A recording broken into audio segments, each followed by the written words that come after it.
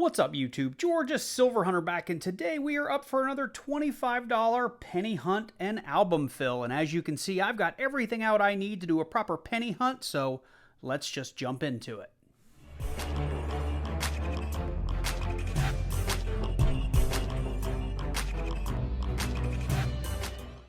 Well, first off, you can see I do have a mixed box of pennies.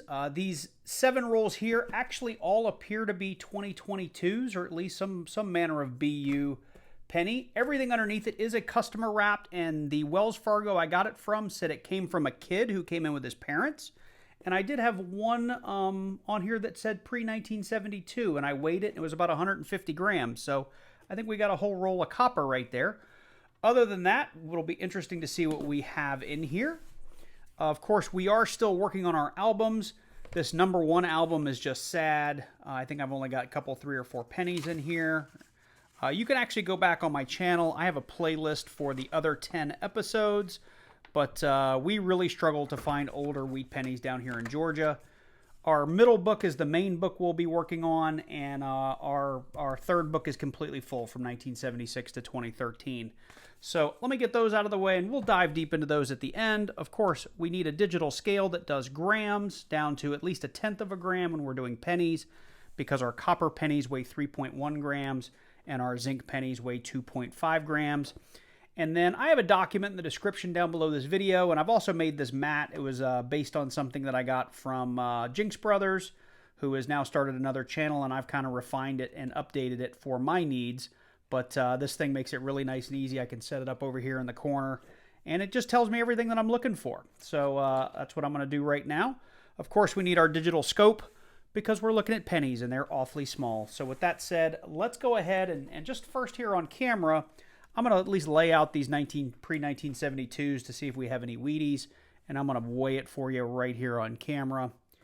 We've got 154.1 grams. I'm hoping that shows up okay for you.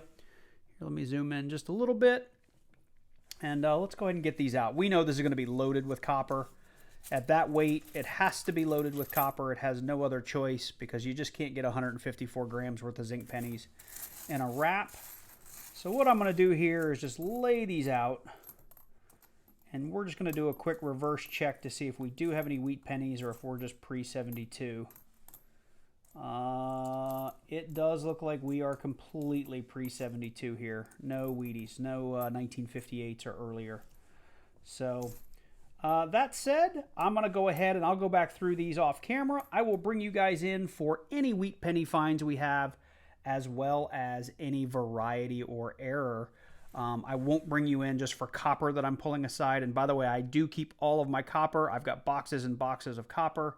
I didn't check the latest value, but it's a couple $3 and something a pound. So hang on to all your copper if you're a penny hoarder. So anyway, with that said, let me go off camera and I'll bring you guys in when we find something interesting. Well, so far it's been a pretty slow hunt. We are about 14 rolls in. I only hunted one of the rolls of the 2022s.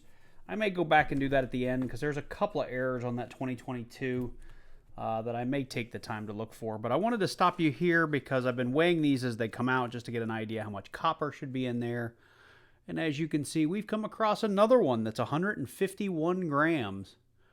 Which just means we've got a ton of copper in here, or a lot of extra pennies, and I just don't think it looks stuffed enough to be extra pennies. So let's just get this laid out here. You can tell from the color that we've got a lot of copper. We got some stunners in here too. There's a 1972. I'll check that. I think the 72 has a DDO. That's a 2014. It's a decent looking 1973. I'm just going to pull kind of the red ones out. That looks like it's a 2017 Philly, so don't care. It's a 2016. That's a 2020. And the rest of this all pretty much looks like copper. Let's just look through the couple here. It's a 68, it looks like. 71.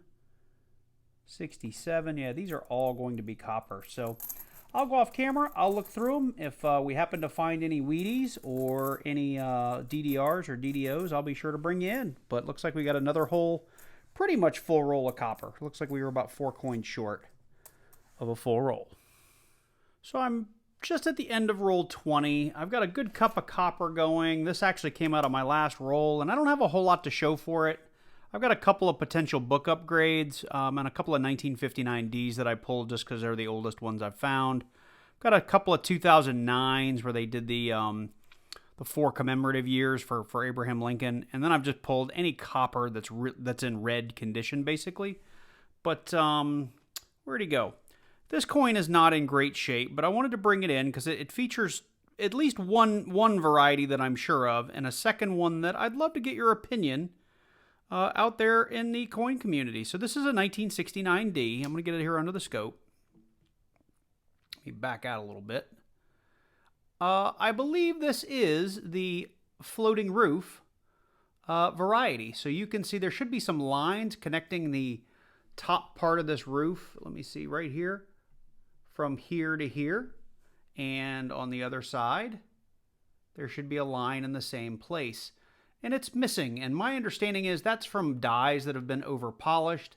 And another good way to identify if you've got an over-polished die is if Lincoln is either invisible or pretty close to it. And I think you can make out his head a little bit right here. But other than that, his body's pretty much missing from the design on the back. The other variety that I think I have is the No FG. And I'm going to zoom in real close right here.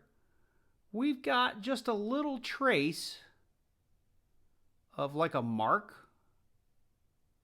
but I would not go so far as to call that an FG. So I know the 1969 No FG, if it is a true No FG and the coin's in good shape, can sell for really, really good money. This coin's pretty beat up and got a lot of wear on it, so I'm not thinking this is a real valuable coin, but I'd love your opinion. Is this a No FG or not? We're on roll 21 and we have our first foreign of the hunt. We've got a Canadian, it looks like. Looks like, I don't know if that's a small head. I think it looks like a small head. Yep, it's a 1984 Canadian. It's copper, so we'll hang on to it. Bringing you in here on roll 32, and I came across a 1983, and I don't see any varieties that look like this, but it was just something weird that jumped out at me, and I wanted to show you guys under the scope. But I've got a little something here between the O and the N on 1 cent. And I've never seen anything like this before.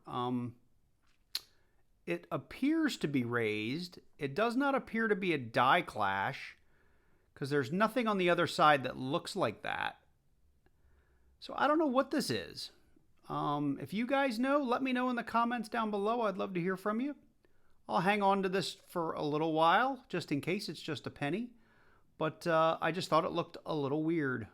That little raised section there between the O and the N in the word one. So we are 4 rolls from the end of this box, and I've come across something I think is pretty exciting if I am right. I came across this 1988, and it's a filly. And for those of you that don't know, there is a variety where the 88 actually has the reverse of the 89 on it. I'll try to zoom in here. We're going to put it under the scope here in just a second. But yeah, let's just look at this thing. So for those of you that don't know what we're looking for, we are actually looking for the reverse of the 89 has this extra little bit of metal coming in, and the stem goes down below the G. That's basically the telltale sign that this is the 89 reverse. And just to show you guys, I've got another 89 that I just pulled that I was, during this hunt. There was going to be an upgrade to my book. But there's an 89. I'm just going to flip it over here and we'll zoom in and you'll see we've got that extra little piece of metal, and the G, I don't know what you call this, the serif on the G comes down. And again, just to continue to prove it to myself, I found the 1988 out of my book. Let me zoom out a little bit and we'll flip that over. And you will see that the reverse on that has the just straight up and down line. We don't have any metal coming inwards. We don't extend down below the G. that is the 88 reverse. So the one that I found, here it is one last time. Here's my 88 that I showed you guys at the beginning. And there it is. Now, I could be wrong. It looks enough like the 89 reverse to me. I would love to hear from you in the comments down below. And we're going to jump over to the computer real quick because I'm going to show you what I see on doubledie.com and on PCGS. So I've already pulled up a couple of websites here. Like I said, here's Wexler's doubledie.com. It is a great resource for double dies. Actually, it's probably one of the best ones out there, along with varietyvista.com. But here is the page where you can see everything about this transitional design varieties, and they start actually with this 88. And what they're showing here is what I showed you under the scope a second ago, that the 88 design, just it's a G with a kind of a straight up and down line here, and it doesn't extend below. Here they're showing you what the 89 looks like, and that we've got that little bit of metal that way and the little bit of metal coming down. So that is the sort of the telltale sign between the 88 and the 89, and the 88 with this funky G on it would be your transitional 1988 Philly with the 89 reverse. So I went ahead and pulled this up on PCGS. It is FS901. They call it the wide AM, which I don't necessarily understand because I looked at a bunch of 88s and 89s and they all appear to be wide AMs. So not exactly sure why it has the wide AM designation. If you know, let me know in the comments down below. But you'll see here, this is the 1988 red, and you'll see just from this little zoom in, we do have the same thing that I was talking about in that we have that little crossbar, or at least a little bit of it on the G, and the line extends down below. And I'll go back and show you just the regular 1988 Philly and how it does show differently on PCGS. Now, if I do in fact have this transitional reverse, there it is right there, just the regular one as I was showing you earlier. And I'll, give me just a second, I'll pull my digital scope back up here just to show you guys one last time. So this is my 88 with the reverse. There it is. And I'll flip it over. That very much looks like that transitional G versus this 88, which just has the straight up and down line. So if I'm in fact right, PCGS says in red, which I believe mine is red, they don't have a lot of these graded. But in an MS63, which maybe mine could get because it is in pretty darn good shape, $225. Now, I did pull it up on eBay real quick for some ungraded raw examples. This guy posted some pretty terrible pictures of his, and he's got $50 a pop on those. This is from someone who claims that it's an MS64. He got $128.51. The 88D also has this 89 transitional reverse. There's a guy that got $150. So, you know, bare minimum raw, I probably have a $50 to $100 coin on my hands. I would love to hear from you guys though, just based on, you know, and I'll put it back on camera here real quick. You know, am I looking at an MS level coin or not? I'd love to hear from you. So let's get back to the hunt. I've only got a couple of rolls left, but this is really exciting. So this was a weird hunt, but you know, I will take it. Honestly, we found a couple of varieties that are pretty high dollar varieties, at least if I am correct. But let's go through everything we found.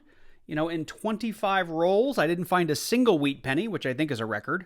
I did hold 2 of the 2022 Philly rolls back. I went through all the other ones, and they were truly just uncirculated, full, pristine rolls of 2022 Philly pennies. But to jump into it here, we did have that 1984 Canadian. We had that really strange 1983 that had that little bit of raised metal between the O and the N. You can actually see it, even under this magnification. I don't know what that is. If you do, let me know in the comments down below. Probably nothing, but I'll hang on to it either way, at least for a little while. I did pull the 1959s because they were the oldest ones we found. I had 2 Phillies and 3 Denvers. Again, if I'm right, this 1969D, it's a floating roof and a no FG, and these can be pretty high dollar. under this magnification, you can see just a little bit of raised metal down there, but it doesn't really look like an FG, at least as far as I can tell. And you guys saw it earlier on under the scope. We have a little bit of damage on the coin, which would definitely detract from the value or the desirability, but it's still a cool find. In 2009, they did release 4 commemorative reverses on the penny. We had the early childhood, we had the formative years, we had the professional life, and there was a 4th one called the Capitol Dome, which we didn't find. This is probably the most 2009s I've found in a box, and 1 or 2 of these may be upgrades for the books, which we'll get to at the end. I did also pull all the stunners in copper, so anything that was just sort of in red state or pretty close to it, red or red-brown. And then I pulled a couple of coins that I think might be upgrades for my later years. So I'll go through those and see if they go in the book, and I'll bring you in at the tail end to see what we fill in for the book. But to me, the big find is this 1988. I believe it is the reverse 89 on the back. We showed it earlier under the scope. If you agree, let me know in the comments down below. If you disagree, let me know that in the comments down below. And if you want to take a stab at the grade on it, that'd be super. We saw on PCGS that if it were an MS62 or 63 grade, this is about a $250 penny. So that's pretty exciting. Outside of that, I think this might be the most copper I've ever gotten in a single hunt. We filled almost an entire red solo cup. I've already got my scale out here. We are zeroed in here. We'll throw it on. That's 3.9 or 3 pounds. There we go, 9.5 ounces. I've already fed that number into coin apps, and that works out to just under $13 worth of copper in this cup. So that also is a pretty big win, considering it was only $25 worth of pennies. We have, like I said, $13 worth of copper, so more than double face value right there in copper. So that said, let me check the books. I'll bring in real quick if we have any hole fillers or upgrades. If we don't, we'll just end the video here. So for the 1975 to 2013 book, I did have a couple of very minor upgrades. This 1979 and 81D are going to be upgrades, as well as one of the 2009D early childhood coins. Other than that, I still do have a couple of uglies up here in this particular album, but for the most part, everything's looking pretty good. So I've got 4 more coins to check against the previous book. Let's do that now, and then we'll close it out. Okay, well, we checked this book from 1941 through 1947, and as you can see, from 1959 on up, most of the coins are pretty darn good looking, with the exception of just a couple of brown ones. And unfortunately, the 4 coins I had left that would have fit this book, not a single one of them were an upgrade, but you know, this hunt was a little disappointing from a book filling perspective, but obviously the varieties look like they may pay off. So this hunt was a lot of fun. And like I said, we had almost $13 in copper. So, you know, if you are hunting pennies for the first time, especially if you're doing new books, it's a ton of fun because you have a lot of stuff to punch down. But you are going to occasionally get that box of pennies that just doesn't have anything interesting in it. Or you may have a box like this one where you do get those 1 or 2 really, really interesting pennies. So with that said, I hope you guys enjoyed this one. I know it was a lot of fun for me. If you did have fun, or if you have any comments on the coins or the varieties that I think we found today, let me know in the comments down below. If you're new to the channel or you want to follow the rest of this series of penny hunts or my quarter hunt videos or any of my silver purchases or anything like that, you know, consider clicking on that subscribe button and click on that little bell and select all so you get notified each and every time I release a new video. With that said, I hope you guys take care. I hope you had a happy new year and enjoy the rest of January. Take care. Look forward to seeing you in the next one.